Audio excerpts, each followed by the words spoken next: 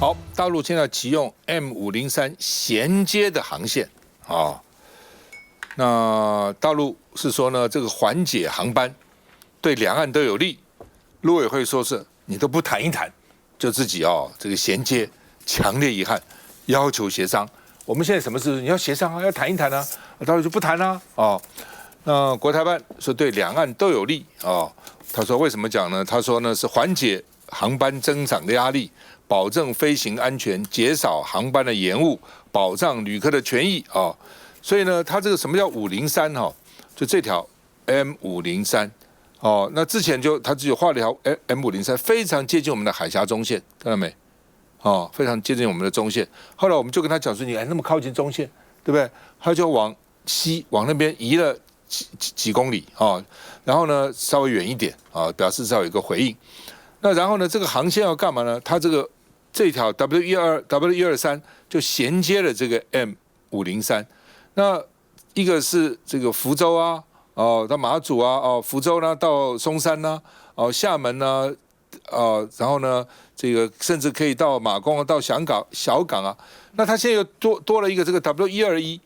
那这个 W121其实跟我们好像关系也不大，也没有因此要到台湾的，好像并没有了那航班也不多了。他昨天又把这个给衔接了那原来我们抗议的时候他都没有衔接，后来慢慢就衔接上了，现在又衔接这个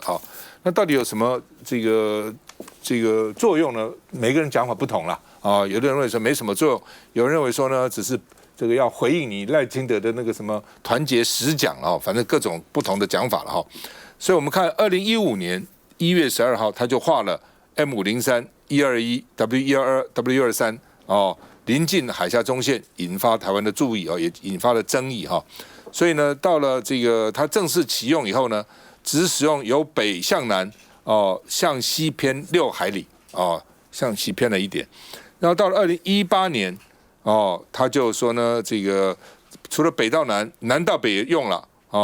这个而且呢121 122W 123W 呢由东向西飞航所以我们一度说要反制。后来他取消了由北向南飞偏6公里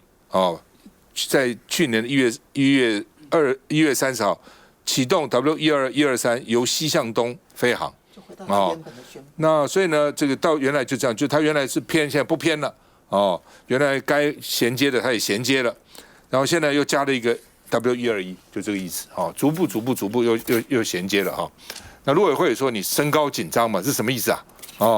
那另外呢，这个它离海峡中线只有7.8公里，那7.8公里，那个飞机来讲那是到了所以呢，贴着台湾脸飞行，被认为是这样子就贴着你的中线来飞行那另外呢，这个马文君是说呢，他说你去吵这个也没意义，为什么？他说你这个原来这个中线他在那边演习，他现在这个中线也没用了，他常常过来，所以这个中线等于虚设了嘛跟以前已经不一样了嘛，像虚设一样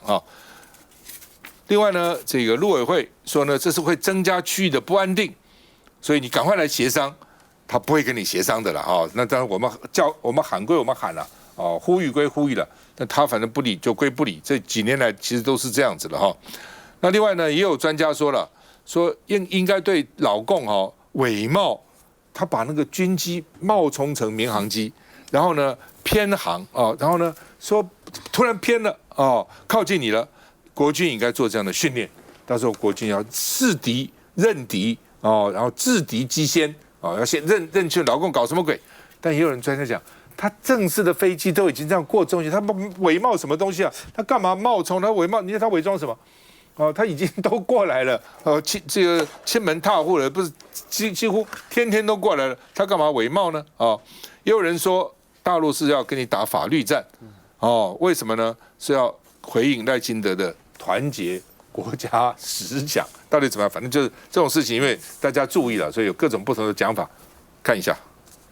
有军事迷在网络上质疑，7月4号傍晚有多架次中国籍民航机穿越金门上空，觉得不太合理。而就在6日全台紧盯台风之际，中共片面宣布启用 W121航路。那支线启动之后，当然会让这主线的航路更为拥挤，那就压缩到台湾的防控空间了。会这么说，是因为2018年1月，中共开通 M503北上和 W121等3条衔接东向西航路，而到了去年2月，中共取消 M503航线北向南6海里飞行偏移，启用 W122、W123衔接西向东航路。而到了2025年7月6号，中共宣布启用 W121衔接航路。中共国台办发言人陈并华声称，此举是为了缓解有关地区航班增长的压力，对两岸民众都有利。所以他会希望透过这种片面的改变，两岸在这一个民航事务上面的决策，中国在法律战上面所的一个主要的一个战略目的。陆委会回应，陆方迄今以3度片面违反共识，完全不尊重双方共识及台湾民意，以单方面作为改变现状，增加两岸及地区不安，表达强烈遗憾。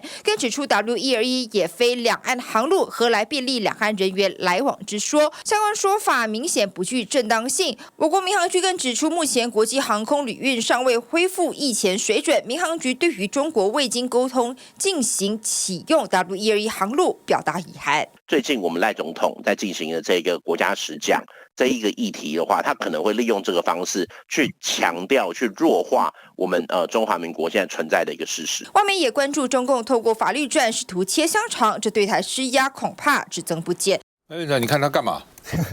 这个有时候象征意义，有时候实质意义的。你说他因为要回应赖总统，我想这讲太多了。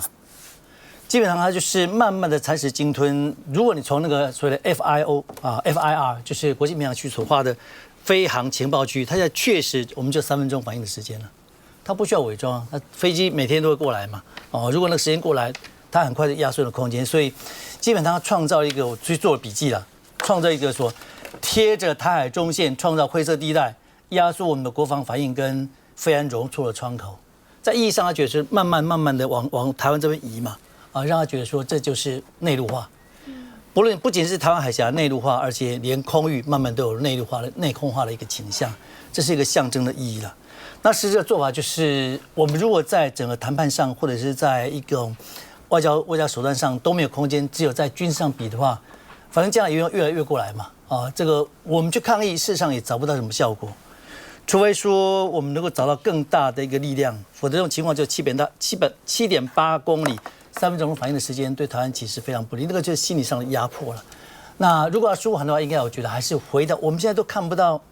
这个谈判的空间或者外交的手段，其实对我们一个外行人来说压力是很大的。来，这个发言人。根据现在的计算啦，如果是它这个中线这个地方这么近的话，大概这个国军啊，或者是这个民航局在反应的时间大概是30秒，所以这是非常非常压迫的，不管是心理上的或是实质上的，其实这个反应都要变得更加的快速。那其实中国现在对台湾的侵扰真的是没有任何的理由，他也不需要任何借口，反正就他想侵扰就要侵扰。那他一切要使用就是用那个灰色战术，把一切不管是海洋或者空域的这个领域，把它变成说是这个国内化的这个状况，让台湾会失去更多这个防御的能力。那这中国一直想要步步紧逼，想要试探的。那确实在这个情况之下，台湾真的还是要非常严正的去抗议这样的事情，因为毕竟这个民航的这个说法，这个中国说的根本就不通。因为现在两岸之间的这个民航的这样子的一个飞行的这样的一个密集度，其实并没有恢复到疫情前的水准。那所以这个中国其实完全是用一个借口，要想办法要来威逼台湾哦。那所以这个事情我们还是要表达严正的抗议。那我们会看到这一次的这样的一个行为，我们看到这个跟这个赖清德的实讲其实是没有关系的。其实总统的实讲很大程度是在告诉大家说，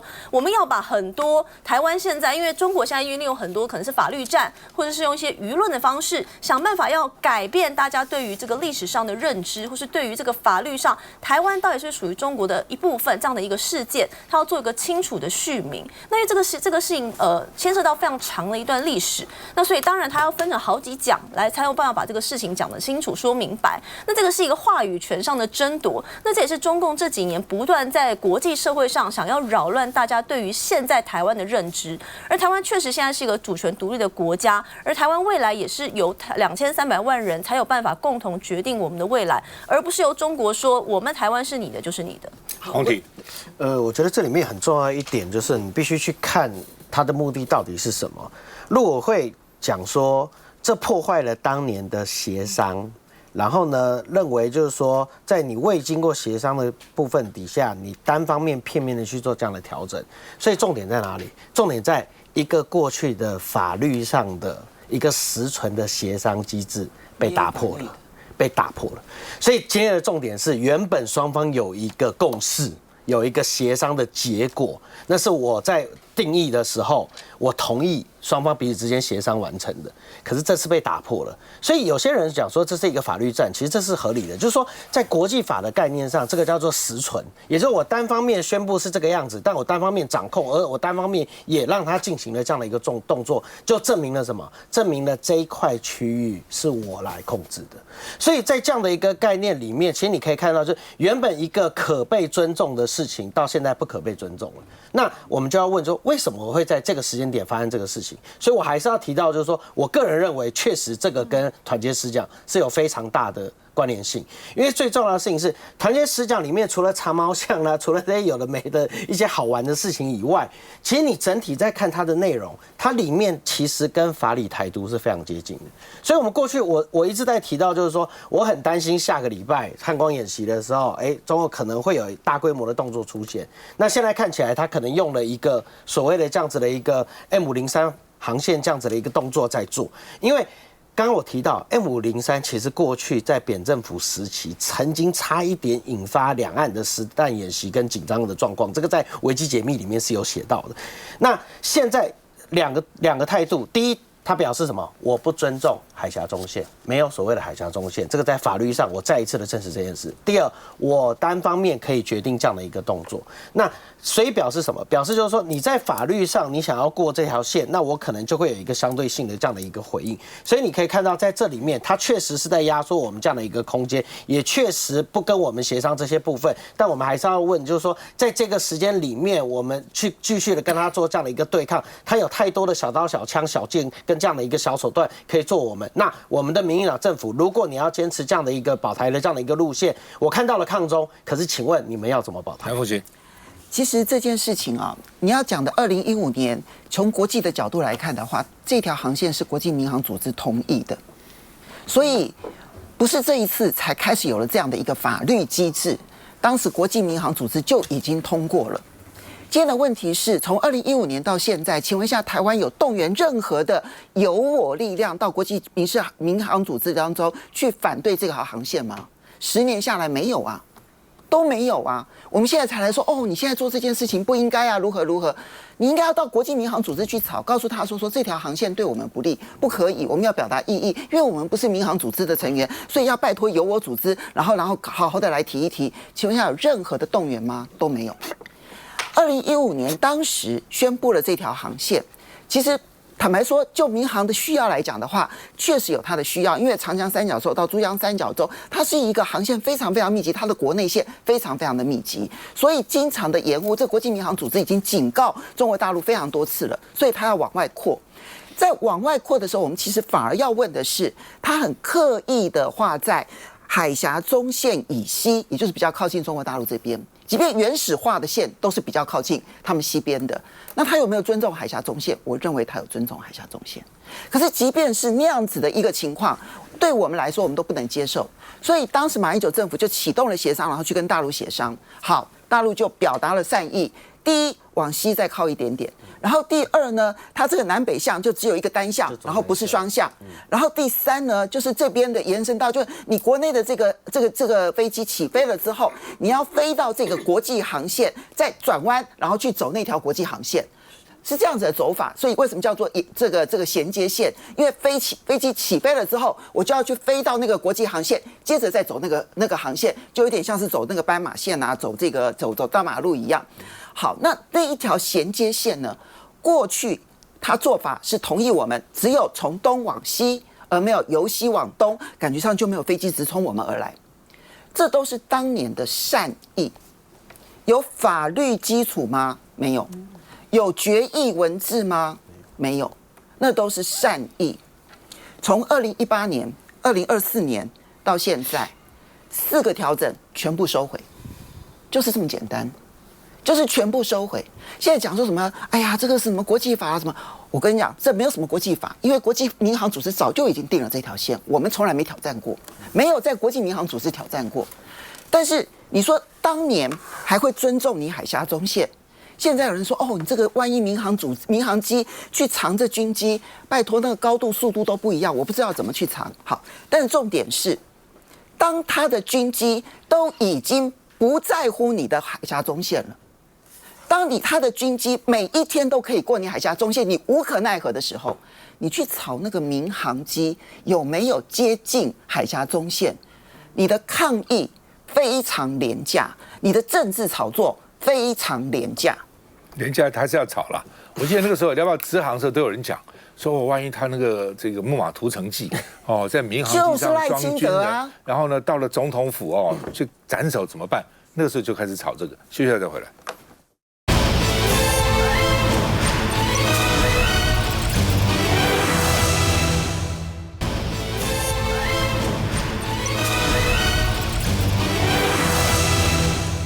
好，那么总统府说赖清德最近因为关注救灾跟相关的公务，所以他的团结10奖如果有安排会公布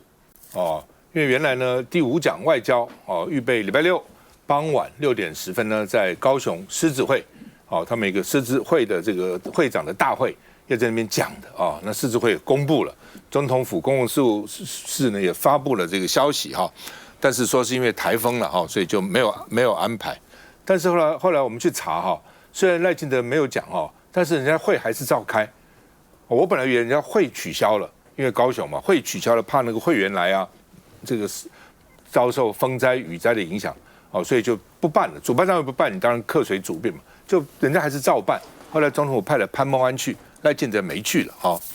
那另外呢，这个那网友现在就敲碗了，说我们很想听你第5奖啊，哦，说因为每一奖有人说总统好，风雨生信心哦，然后支持你团结开讲，有人说呢这个台风天很适合听你讲话哦，讲空话跟笑话，反正网友你知道讲话有时候也蛮这个各种天马行空都有了哈。那朱立伦也批这个赖清德的，他这不叫做团结国家，叫做乱台10奖啊。说他曲解中华民国光复台湾的历史哈。那另外呢，今天是什么日子呢？今天是7·7事变哈。7·7事变是我刚刚查了一下，1937年7月7号，就今天晚上10点40分，哦，日本呢这个在卢沟桥附近的演习结束以后呢，说有一名士兵不见了，失踪了，要进入呢宛平县搜查，结果呢29军哦，就国民革命军呢禁止他进城搜查。日军就攻击卢沟桥，哦，然后呢，到第2天早上5点多呢，炮轰宛平城，然后呢，29军奋勇抵抗，就被认为是开始全面抗战，哦，其实日军早就有一些小动作，但是全面从这个时候开始啊，因为蒋介石的时候是不希望打，知道其实军力跟日本还是有差的了，好，所以他就说牺牲不到最后关头绝不轻言牺牲啊。和平不到最后关头绝不放弃和平，但是没办法，到最后还是忍无可忍，就是开战了啊。那所以大家也批评赖清德什么都不提卢沟桥呢，都不提7·7事变呢啊。那赖清德曹新成昨天说赖清德演讲有一些离题哦，说呢我们也没有说希望他就能够帮我们罢免团体站台，但希望你增加抗攻保台的论述哦。其实你这样讲也冤枉了赖清德，而且每一讲都有啊，怎么没有呢？都有讲哦，只是不知道怎么回事，中间就一些地方跟史实不合，或有些地方逻辑不通哦，所以被他拿出来笑哦。但是他没有不讲，他很努力的在讲，还被你曹新成误会哦，说他离题哦。那另外呢，曹新成因为最近有人说曹新成要在民进党里面搞个派系，曹新成说多年来都有人劝我选总统啊，哦。选总统很容易啊，我选还有赖清德的吗？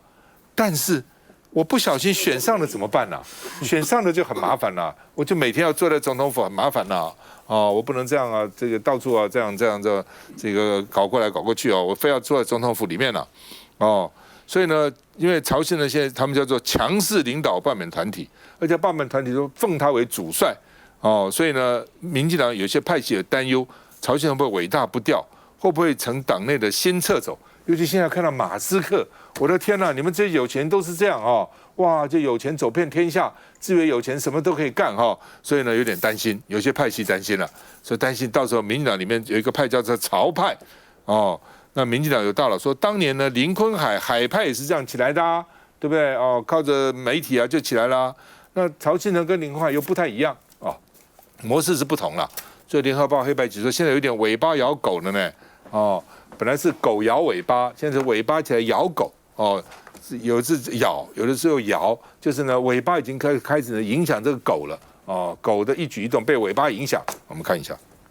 总统赖清德近日展开团结国家10讲，第5讲受到丹纳斯搅局宣布暂停，以防台工作为优先。不过前几场频传争议，被国民党认为呢是替大罢免造成了一些反效果。联电创办人曹兴诚也发文坦言，赖清德的演讲确实有些离题。他喊话，他不期待总统为罢团出来站台，但期盼总统能够加入抗共保台的论述。不过这番话也被国民党桃园市议员林涛调侃，请神容易送神难，绿营曹国师的话，赖总统能不听吗？全台大绕境正在进行，未来民进党谁说了算？怎么看？赖总统的10讲哦，真的是露馅了。无论是对于国家的史观也好哦，把大家跟他意见不一样都打成杂质也好哦，所以也难怪，无论是青绿的这个大佬蔡丁贵也好，或者几个民进党大佬都觉得说，这个10讲哦，真的要调整策略跟步骤，否则的话真的是露馅。他其实就是用。10讲用团结，但是事实上是在处理大罢免这件事情，就越来越露馅，也难怪就是第5讲他要暂停。那谈到曹兴诚这整件事情，其实之前他也批评过说，林右昌你不积极辅选，那接下来其实又点名好几个议员，就说你们哪些人联署书交的太少，所以变成很多民进党也好，跟着公民团体，其实背后其实有很多的内部有很多的矛盾在，就是说假罢免以令诸侯，变成民进党内部很多民意代表其实都非常的反弹。那曹兴诚又说，不小心我可以也出来选。我也曾经听到有人说，公民团体讲说，你们谁不配合我，以后我要辅选议员，甚至我要找自己的里长一个一个来辅选。那就变成地方上其实对于说是公民团体或者是曹派也好，其实反而对于民进党在2026的议员的选举，其实反而有很多人不愿意用力的处理，或大家有很多的顾忌。我觉得这是现在公民团体碰到的一些挑战跟问题。不过这是民进党内部的事情。当时赖清德自己跟曹兴诚夜会赖清德，现在变成说，我只要是曹兴诚说的事情，你们所有的基层民意代表都要积极配合，否则会变成点名。所以现在变成很多民进党民意代表变成哑巴吃黄连，只能乖乖配合。但是这整件事情持续操作下去，会不会变成对2026自己的地方选举有冲击？我觉得就是值得他们自己观察评估的。现在2个问题了，第一个就是赖清德的10讲，现在讲了4讲，还讲不讲？他今天总统府说会讲，但是呢没讲什么时候。说如果民间团体办我就讲。理论上讲，我认为赖清德的10讲都写好了。所以他本来第4讲原来是要讲这个外交的，突然一变就变成讲国防。外交呢，就随时可以讲，他讲完2天就要讲外交，所以其实都写好了。那只是呢，原来都是狮子会在邀请他，最早一次福伦社，然后好几次狮子会。那到底狮子会会不会影响到自己的形象？狮子会本来照理讲他们是不谈太多政治议题，是要维持一个中立的，做生意嘛，干嘛呢？但是呢，突然现在变成这样子。那到底狮子会，而且能买菜1万块，没有你狮子会会员就有钱了，一个晚上就可以买1万块，其实对狮子会形象是不好的，所以狮子会是不是也考虑了？那到底将来谁会安排？现在不知道，所以总统府说呢，并没有不讲，只是看以后谁安排邀请，这是第一个。第二个，曹兴诚会不会尾大不掉？来，志宝兄，我们在我们的群组里面呢，我们看到啊，好多立委啊，对他第5讲突然不讲了，好失望哦。我们说赶紧讲啊，赶紧讲啊，尽量讲啊，讲好讲满了，因为他讲的话就讲他心里的话，就2个中心思想，一个台独，一个就独裁，就这2个想当皇帝，想台独想当皇帝，就是安内两就这2个中心思想，他怎么样就先一定会露出来。你给他稿子，他不要按照稿子讲啊，他按照自己意思讲。所以第2个，他的目标就是这次大罢免。消灭在野党，让整个台湾全部重化，而且让5院，包括监察院啊，包括这个司法院啊，通通内阁化，这是很悲哀的事情啊。台湾就不是民主的地方了，就很清楚看得到它是独裁的地方。第3点，我要讲的是，曹兴诚真的现在已经是伟大不掉了。他跟赖清德可以这样子密谈、深谈，而且原来赖清德还遮遮掩掩的，后来都承认了。现在怎么样？现在我敢打包票，每一位民进党明年要选4亿元的，绝对面临到曹兴诚扶持的人进来，他的人一定会进来说：“我会算，我功劳很大啊，我联署出多少力啊，我联署这么多。”这是靠谁的力量？主要是靠这些的霸团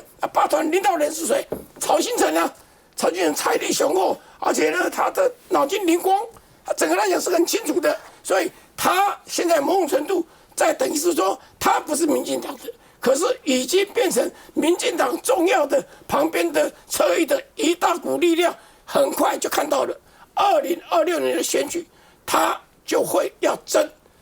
那一块，而且他真的绝对是绿的票，不可能争到蓝的票嘛。那我想好赖清德10讲还继不继续讲？现在讲了4讲。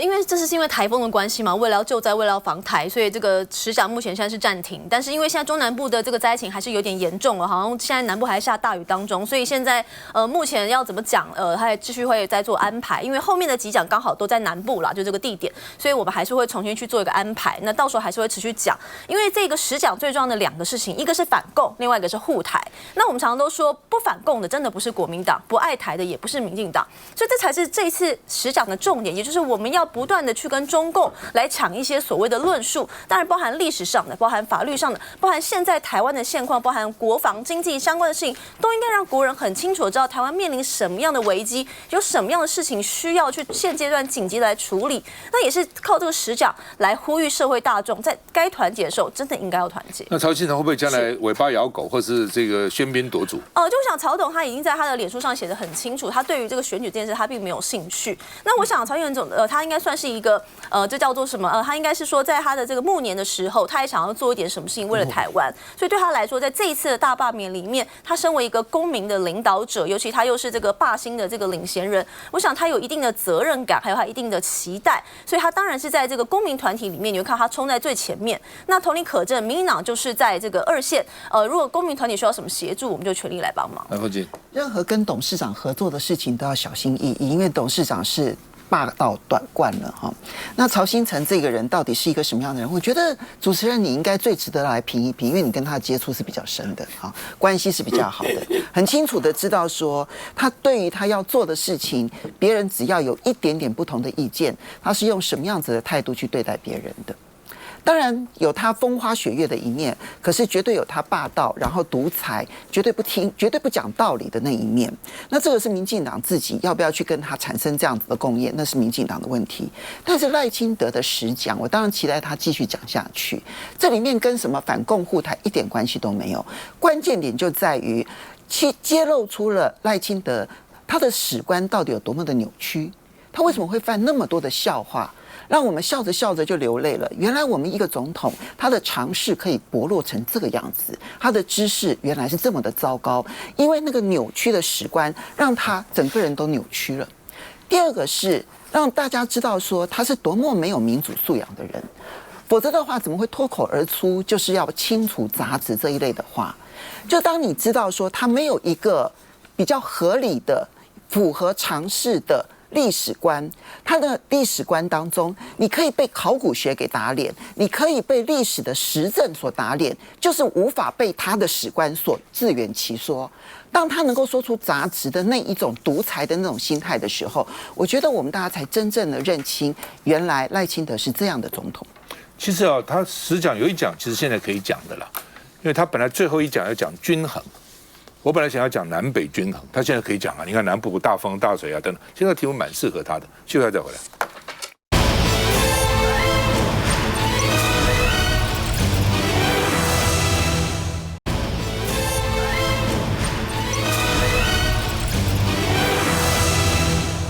好，那么本来这个昨天晚上大家在看说到底台北市会不会放台风假啊？然后呢，上万人涌入蒋万安的这个脸书，说你是最帅市长啊，你要放假你就更帅啦等等哈。那本来外界以为大概会放了，哎，现在政治就做好人做到底了，何必的？万一真的下大雨刮大风怎么办呢？就没想到呢，北基桃桃园除了一少数地区因为可能沿海啊等等宣布不放假。然后大家又涌进这个蒋万安的这个网络骂他呢，说呢你这个不帅了，你现在不帅了而且台北不放假呢，大罢免伺候你们，把你都罢掉看你放不放。就今天台北风雨不大嘛有雨了，有一点风，但是没有那么严重了所以呢今天又平反他了，说哇他是神宣布所以当时没放是对的，所以就是说你放不放，它其实是有一个科学气象的预报做依据的不是说凭感觉啊，凭这个情绪啊，不是这样，它有一定的这个标准那现在比以前是准一些的，以前气象报告真的不太准，因为台湾海岛型气候这个真的变来变去，但现在慢慢比以前，而且现在还有什么欧洲模式啦，什么美国模式啦，日本模式啦，还有我们自己的台湾模式啦它气象专家根据各种，还有除了气象局、气象署，还有民间的学术单位啦等等，民间的气象预报公司等等都有，大家互相的这个来查核看看的所以呢，侯友宜也说他是依专业判断。所以呢，不放假不是我决定的，他有专家来判断嘛那谢国良也说说呢，昨天晚上宣布今天要上班上课，难免有一点什么一点很大的压力了昨天晚上睡觉已经想说明天不要风啊，不要雨啊等等那说这次气象预报还算很准算是准，就是不准就惨了。气象预报也不是每次都准那另外呢，这个谢国良基隆那边也逆转了。原来说你不放假，我们罢免掉，把林佩祥罢免掉。今天也说无风无雨也还好嘛所以还好所以呢，桃园是分区，因为桃园比较辽阔了张善政说这样分区过去少见了不可能每次台风都绑在一起嘛。总是觉得当时大家认为说北基桃会放，也很多人认为说，因为桃园会放桃园放的北基不是都绑一起嘛，所以只好绑一起放但是呢，这次呢。这个虽然绑一起，但是桃园是分区，有些地方给你放假有些地方没有会淹水的或风比较大的地方等等那张善政是说呢，这个他原来也是被灌爆了叫他放，不放把你们桃园立委都罢掉。那他说没有达到标就不能放假，还有一个标准的风到多少雨到多少没有达标就不行嘛所以呢，这个张善政也没有失分所以呢，这个都算是还算好了，北基桃了有时候会说是以后内政部决定好了不要我们各地方政府决定了，中央决定吧，你中央去背这个责任好了我们看一下，在我们与新北、桃园、基隆透过基北北桃4县市沟通平台讨论之后，明日正常上班上课。北市正常上班上课，只是丹纳斯来势汹汹。这宣布让一票网友们大崩溃，毕竟有人下午就在敲碗台风假。蒋万安脸书被刷一排大罢免大成功，市长今天不怎么帅，726好想出门投同意票。北基桃共同决定今天正常上班上课，这个决定是不是对的？大家去看看蒋万安社群下的留言，就非常的清楚。我想这些县市首长那他们也都是依据这个中央气象署的一个他们的预测，也就是风力还有的雨量到底有没有达到停班课的标准。那所以现在看起来也没有做误判了来，这个洪庭怎么看？我们台北市议员有没有压力？其实我在议员的任期里面，我已经讲了3次的质询，就是说，我认为台风的这个放假与否应该要去政治化。那其实很好玩一件事，就是你看这整个天然灾害停止上班上课的作业标准，所有的依据都是什么？都是雨量、风力，然后大概的这样的一个状况。那所有都是科学的数据，科学的数据不会有所谓的情绪的问题，或者是讨好谁不讨好谁的问题。那里面唯一有一个内部的这个差异，就是因为我们现在有所谓的生活圈，所以才会出现什么北基桃有可能我们要绑在一起，然后一起来做这样的一个部分，因为上班通勤日的这些状况。可是就算我们把生活圈放进去，其实所有的单位跟资料都是什么？都是气象署给的啊。所以我倒觉得就是说，与其因为以前的政治没有现在这么极端化，所以大家不会去把所谓的这个放不放假跟所谓以前当然 social media 就是脸书啦、社群软体也没有那么复杂，但现在我真的觉得就是说，如果是这个样子的话，地方政府你负责来决定生活圈的轮廓长什么样子。那宣布放假与否回归气象署，因为所有东西都还是科学的数据来看，这样子做就能够做到完整的把这个议题去政治化。这其实我已经讲2-3年了，但很可惜，我到现在大家还是没有做这样的一个部分。因为我真的觉得这个议题，其实观众朋友你自己也要去思考一件事，就你从昨天的脸书看到今天的脸书。一个政治人物，他要坚持专业跟坚持科学，他要面临多大的压力？我们真的要让我们的政治人物去面对这样的一个状况吗？我们真的要让我们的政治人物在看？我觉得所有的民众在看这件事的时候，你要看今天他们要坚持这样的科学依据有多困难。昨天我自己都在看那个整个路径，然后我看到那个路径，然后后来发现就是说，哦，确实雨量风力不到。可是这真的很平，因为哪怕这个台风完再走慢一点点，或再没有撞到中央山脉一点点，那我跟你讲，那1个小时就差很多了。所以相信科学跟相信这些的数据，在这些地方，这民选的民意代表里面的心中，就是说，这真的是个科学问题，它真的不需要泛政治化。所以我真的在这里，我真的还是劝我们整个政府，就我们让这件事情去政治化，我们让它脱钩吧。地方政府来决定生活圈的轮廓，然后一切回归专业数据、科学跟雨量跟风力。那这样子，其实台湾以后就再也不会有这样的一个问题了吧？林彦旭也是个议员，我觉得这件事情其实。放台风假，它是防台，它不是放假，所以不要每一件事情都政治化处理，所以回归到专业去做科学数据的判断，这些事情是正确的。我觉得这4位县市首长判断也是正确。我记得我们小时候都是晚上看到10点，等到10点、11点，不敢睡觉，看看明天是不是可以不要上学哦。所以是不是我们也把气象局升格回到气象署去，给人、给资源、给经费，是不是可以让他们来去做更精准的判断，然后回归到刚刚洪婷讲的生活圈，是不是每次都要绑在一起？有些刚好桃园会淹水，某些地方会淹水，但其他地方反而没有风没有雨，所以未来其实也不一定要4个县市全部都绑在一起。我觉得就是依实际的专业科学数据去做最好的判断，而气象局最主要气象署要给更精准的数据来去共同协商做决定。以前我记得我当立委的时候，那个气象局啊说要增加预算买超级电脑，立法院1毛都没背个，今天去买吧，最好买最新的哦。我觉得那个设备啊，这个仪器啊等等啊，要与时俱进啊，因为本来气象预测就不是那么容易的啊，所以你一定要给它最好的设备，然后去预测了，就要再回来。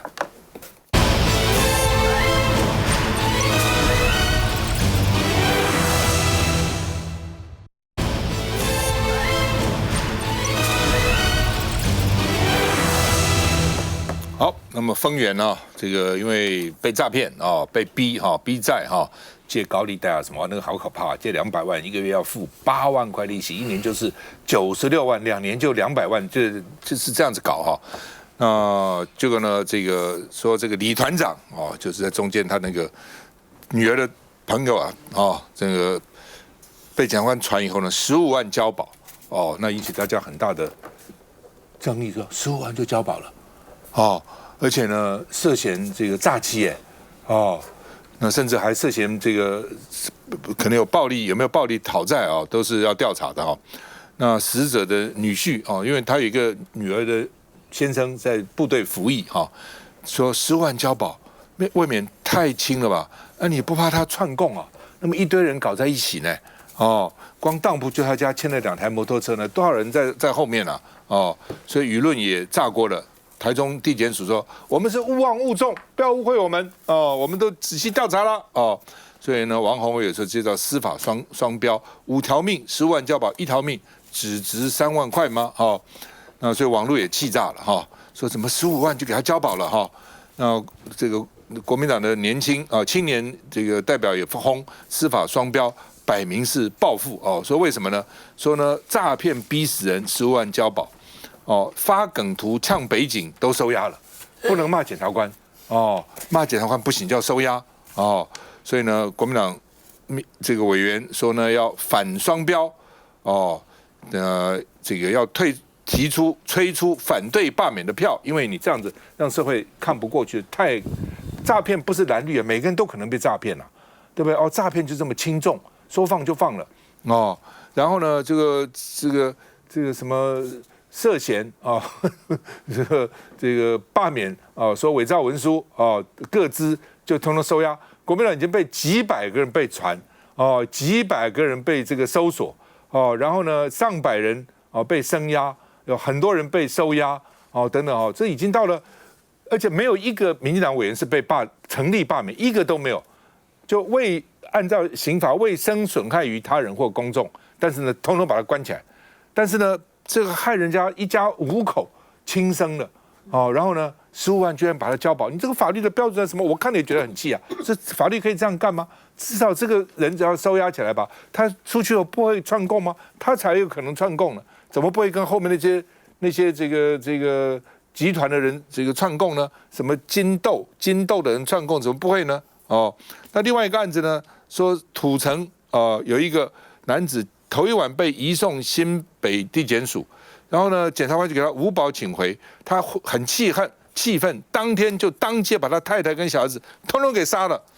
哦，就当天杀了。所以你看，明明移送了哦，然后呢就被交保了。哦，前一晚才因为骚扰妻子被移送新北地检署，但是说他情节轻微，无保请回，结果他很生气，我骚扰妻子，妻子不可以骚扰吗？为什么要去告我？为什么把我这个移送地检署，把你们都杀了，而且不但妻子杀了，他妻子的妹妹也给杀了，哦，所以呢，这个他因为他还有家暴保护令都违反了，哦，所以被这个移送，然后呢被请回，哦，所以谢寒冰就说啊，无保请回，第二天就夺2条命，然后呢，只不过登一下司法官的照片就被羁押禁见，这是什么法律啊？我们看一下。